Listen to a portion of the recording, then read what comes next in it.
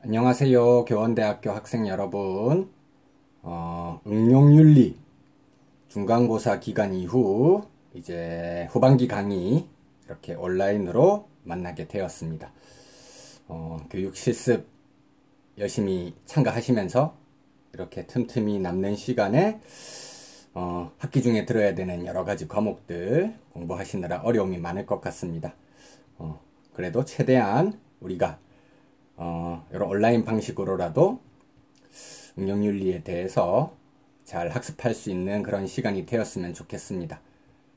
전반부에서는 기본적으로 응용윤리라고 하는 학문이 과학기술 발달, 그것으로 인한 새로운 변화, 그전에는 없었던 새로운 윤리적 문제들이 생겨났기 때문에 이런 과학기술 시대의 새로운 윤리적 문제들, 그 접근법으로서 응용윤리가 등장했다는 점에 초점을 맞추어서 과학기술과 윤리라고 하는 큰 주제를 가지고 아마 3파트 정도 나누어서 이렇게 살펴봤던 것 같아요. 물론 그 전에는 당연히 응용윤리 들어가기에 앞서서 윤리학을 분류하는 그런 방법, 과학적 윤리학, 철학적 윤리학, 사이파이라고 하는 개념을 중심으로 해서 설명을 했었던 것 같고요. 이제 응용윤리학, 물론 굉장히 다양한 분야들이 있겠죠. 하지만 저희가 한 학기 짧은 시간 안에 모든 분야를 다 다루어 볼 수는 없는 관계로 크게 3단계 정도로 응용윤리 전개 과정에 대해서 이야기했었죠. 환경윤리, 그리고 생명의료윤리, 정보통신윤리, 요 3가지를 하반기에 한번 다루어 보려고 한다 생각하시면 좋을 것 같습니다. 이제 첫 번째가 환경윤리인데요. 4학년 1학기 전공 과목에 환경윤리가 있는 관계로 오리엔테이션에서는 조금 축소해서 2 내지 3주 정도 이렇게 진행하겠다 말씀드렸었는데, 아마 제가 중간고사 치기 전주에도 한번 말씀드렸던 것 같아요. 그래도 이 설명이 부족한 부분이 있을 수도 있고, 짧게 그냥 간단하게 넘어가는 것보다는 시간을 좀 더 할애하더라도 다루어야 할 내용들은 다 다루는 것이 좋지 않겠느냐, 이런 생각이 들어서 한 4주 내외 정도 이렇게 생각을 하고 있습니다. 그 다음에 시간이 남는 만큼 생명의료윤리와 정보통신윤리 이렇게 한번 다루어 보려고 하는데요. 이제 환경윤리에 대한 다양한 입장들이 있을 테니까 첫 번째 시간에서는 그것을 개괄하는 방식으로 한번 진행해 보도록 하겠습니다. 제목은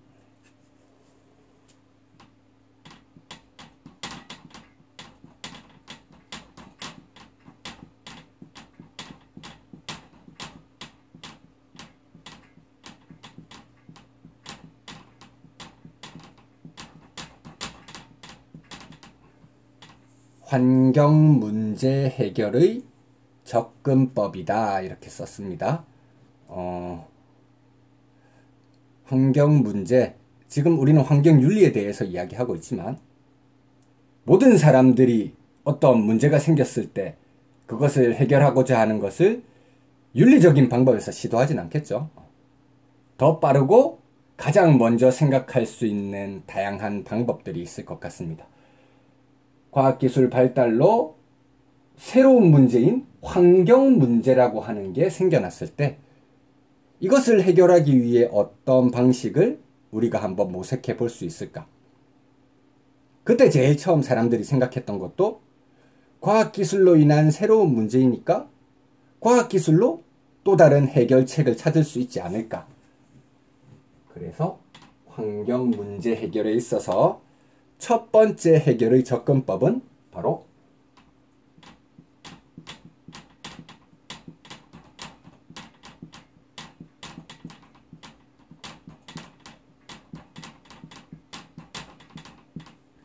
기술공학적 접근법이라고 하는 것입니다. 기술공학적 접근법. 우리가 과학기술과 윤리 강의하던 두 번째 정도 시간에 과학기술 시대에 요구되는 새로운 윤리로서 한스 요나스의 책임 윤리에 대해서 함께 살펴보는 시간을 가졌었죠. 요나스가 과학기술 시대의 윤리적인 문제 상황, 여러분들 고등학교 때부터 익숙하게 들어왔던 표현이라고 한다면 윤리적인 진공상태 혹은 윤리적 공백, 그리고 제가 이번 학기 때 여러분들에게 새롭게 소개해드렸던 개념으로 호모사피엔스에 대한 호모파벨의 승리, 이런 걸 말씀드린 적이 있었죠. 이 과학기술 시대에 윤리 문제가 일어나게 된 대표적인 원인, 인간이 가지고 있는 기술을 발달시켜서 얼마든지 자연을 인간의 행복을 위해서 활용할 수 있다고 보는 사고방식, 그 원흉으로 요나스가 지적하고 있는 서양의 인물이 있었죠. 바로 베이컨입니다. 베이컨적 이상이 과학기술 시대의 새로운 윤리 문제의 근본적인 원인이 되었다, 이렇게 이야기하잖아요. 기술공학적 접근법 가지고 환경 문제 해결하려고 하는 사람들, 전형적으로 베이컨적 이상에 기대 있는 사람들이라고 할 수 있겠죠. 자, 기술로 인한 문제니까 인간은 새로운 기술을 발달시켜서 그 문제점을 얼마든지 해결해 나갈 수 있을 거야, 이런 방식으로 생각을 한다는 건데요. 이런 방식이 가지고 있는 근본적인 문제가 있죠. 기술 때문에 문제가 생겼는데 다른 기술을 가지고 그 문제점을 해결하려고 하고 있습니다. 문제점을 발생시킨 기술에 대한 대안적인 또 다른 기술을 이야기하고 있죠. 그렇다면 또 다른 기술로 인해서 우리가 생각하지 않았던 새로운 문제들이 계속 등장할 수 있다는 것이죠. 새로운 문제의 연쇄적인 등장. 이렇게 생각해 볼 때 기술공학적 접근법은 한계가 있다, 이런 평가를 내릴 수 있을 것 같습니다. 자, 기술공학적 접근법 이후 또 다른 문제점, 이 문제점을 해결하기 위한 접근법이라고 표현하는 게 올바를 수 있겠죠. 또 다른 접근법으로는 두 번째, 법적, 제도적,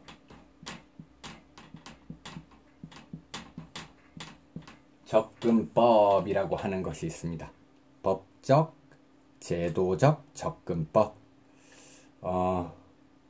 이미 일어난 환경 오염 문제라고 한다면 그 오염 문제에 대해서 원인을 제공한 그런 입장에 대해서 강력한 처벌을 하는 법이나 제도를 마련하고, 거기서 한 걸음 더 나아가 더 이상의 오염 물질이 지구상에 발생하거나 유입되지 않도록 하는 그런 강력한 법이나 제도를 만드는 것이 좋을 것이다.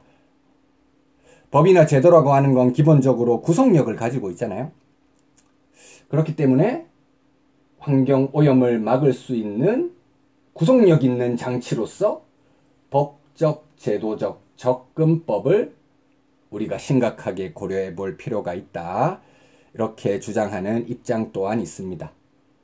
근데 여기서 말하는 법이나 제도의 구속력, 이 구속력이 과연 실제로 강하고 실효성이 있을 것인가, 여기에 대해서는 일정 부분 퀘스천 마크가 붙을 수 있을 것 같습니다. 왜냐하면 현대 사회에서 일어나고 있는 환경 오염의 범위를 한번 생각해 보도록 합시다. 아마 저희가 과학기술과 윤리 마지막 시간 신경과학 조슈아 그린의 입장 이야기하면서 그 현대사회의 새로운 윤리 문제 해결과 관련해서 기존에 있었던 윤리 문제 그리고 새로운 문제 각각 접근하는 방법이라든지 관점이 달라야 된다, 철학적인 입장에서 말하는 사람들도 한번 검토해보고 과학적인 입장에서 말하는 대표자로 조슈아 그린을 소개해드렸는데, 그때 제가 칼 오토 아펠이라고 하는 하버마스와 더불어 대표적인 담론윤리 사상가를 소개해 드린 적이 있었죠. 그 칼 오토 아펠이라고 하는 사람이 기존에 있었던 여러 가지 윤리 문제들 묶어서 관습적 도덕이라고 표현했잖아요. 가까운 인간관계에서 일어나는 윤리 문제, 미시윤리의 문제들이 있고, 기존에 최대한 넓게 보았을 때도 민족 국가 내에서 일어나는 윤리 문제, 아펠의 방식으로 중형윤리의 문제가 있었다면, 이런 미시윤리나 중형윤리의 문제는 기존에도 발생했었던 관습적 도덕의 문제이고, 교통통신수단의 급격한 발달로 말미암아 현대사회에서 윤리적 문제의 범위는 엄청나게 커졌다고 했죠.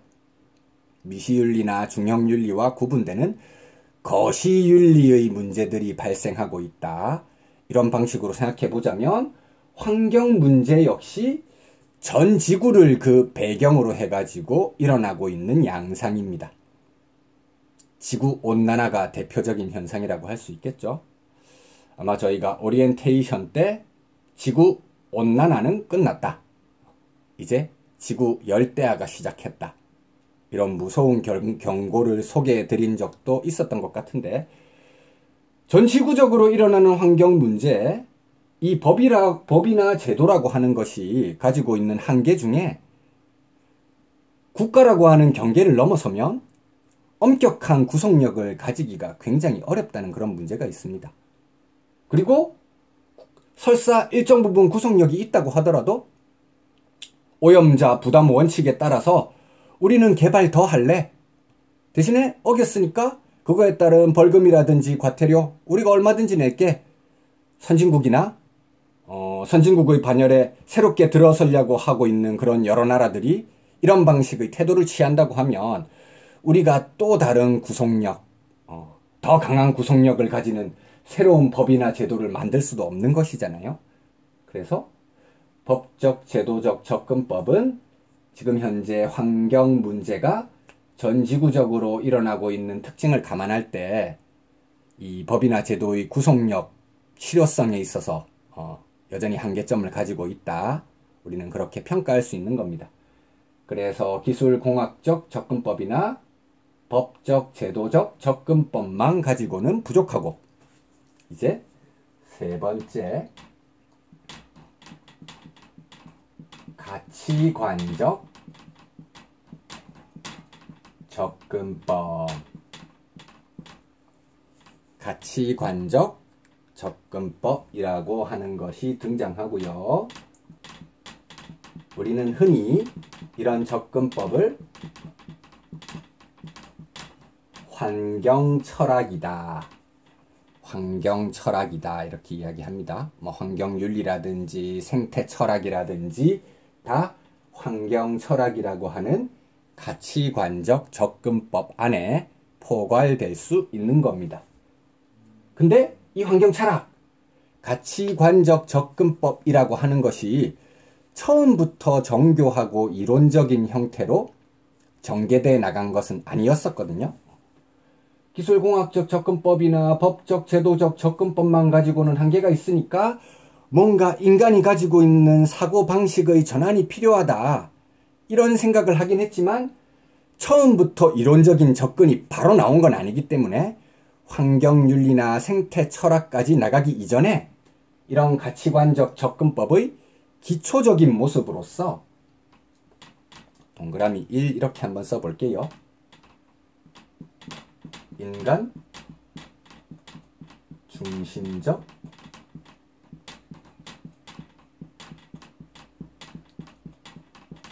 계량주의, 인간 중심적 계량주의라고 하는 게 등장합니다.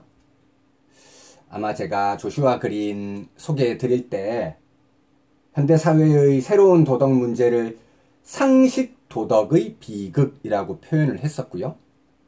기존에 있었던 도덕 문제, 공유지의 비극이라고 표현했잖아요.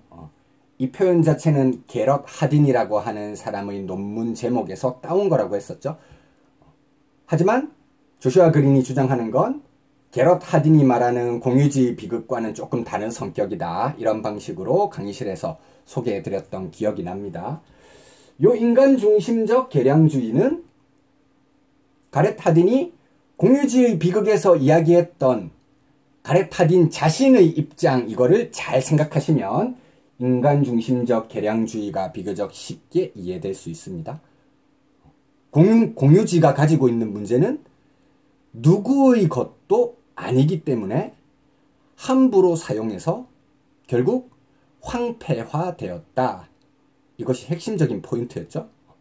사람들이 가지고 있는 사고방식, 자기 것이 아니면 함부로 쓴다는 겁니다.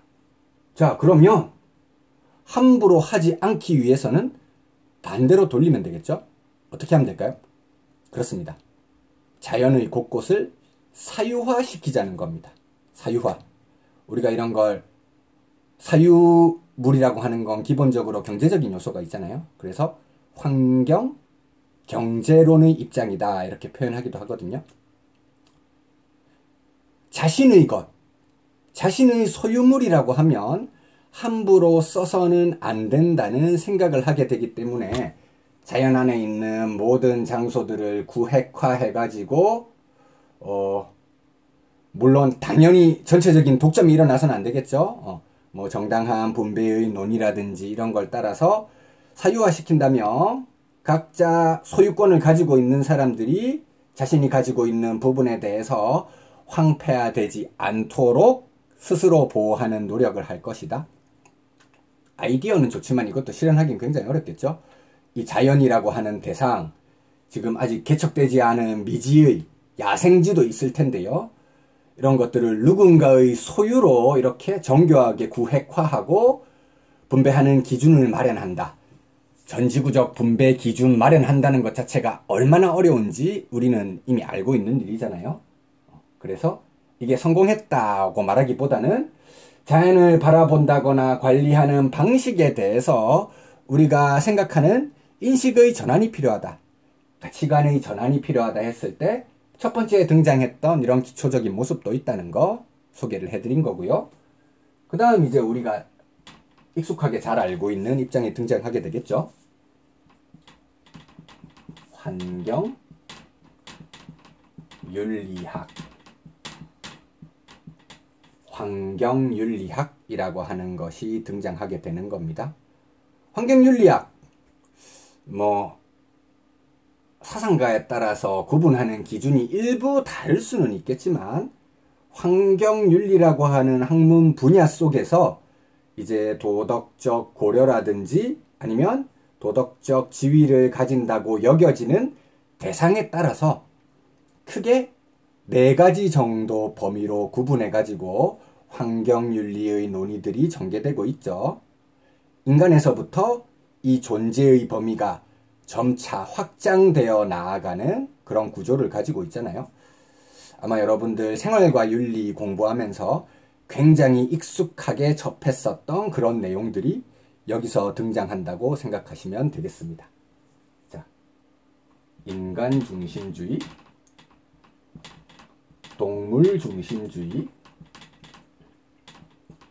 생명 중심주의,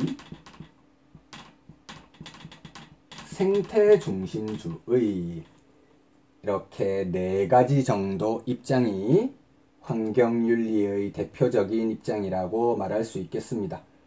인간 중심주의는 기존에도 있었고 기존에 있었던 걸 그대로 유지하면서 그걸 발전시켜 나가면 환경오염 막는 데 어느 정도 기여할 수 있다. 이렇게 생각하는 약한 인간 중심주의까지 다 인간 중심주의에 들어가는 겁니다.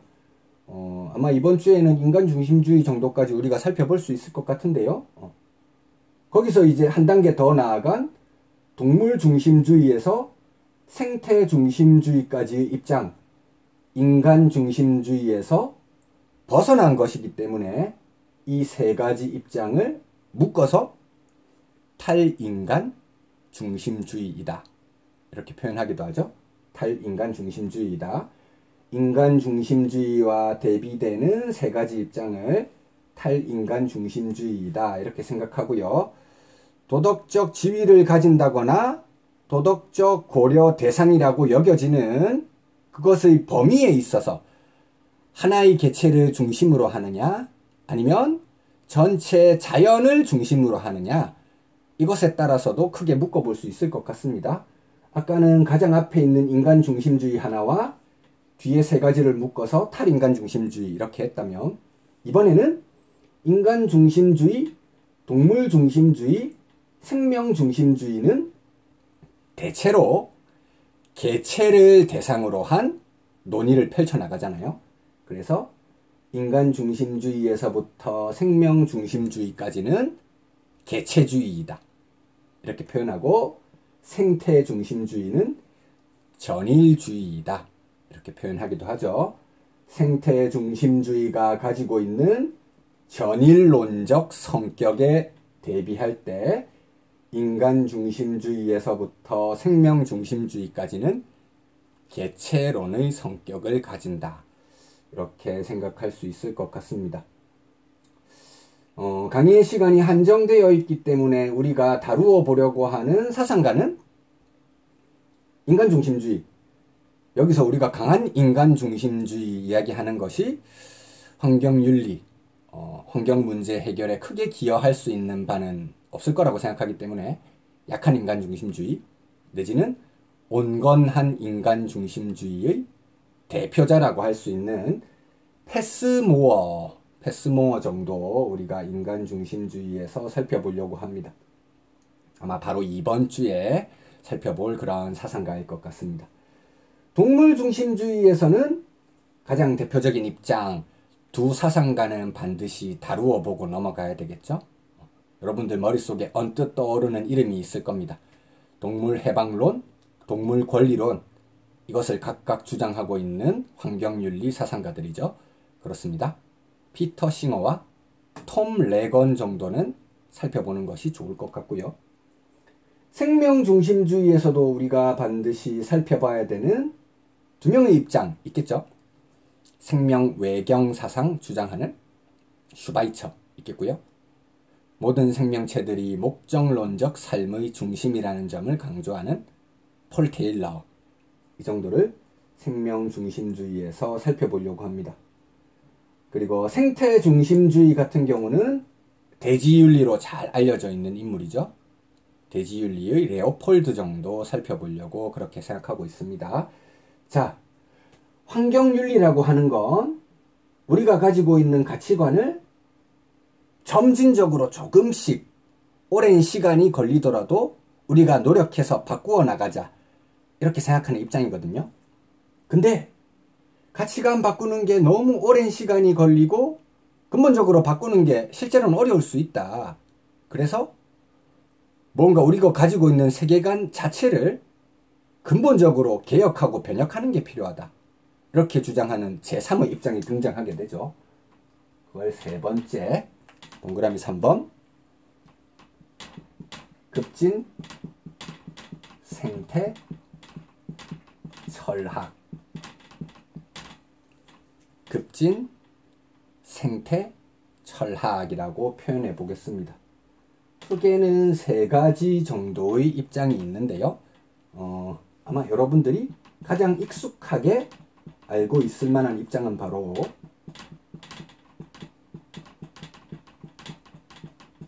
심층 생태주의죠. 저희 교육과정에서도 다루고 있는 인물이죠. 환경윤리학에 직접적으로 포함되진 않지만 중요한 사상가로서 심층 생태주의를 주장하는 인물 누구입니까? 그렇습니다. 네스. 저희가 이제 환경윤리에 들어가진 않지만 이번 학기에 심층 생태주의자 네스 정도까지는 다루어 보려고 합니다. 그 다음 생태 여성주의와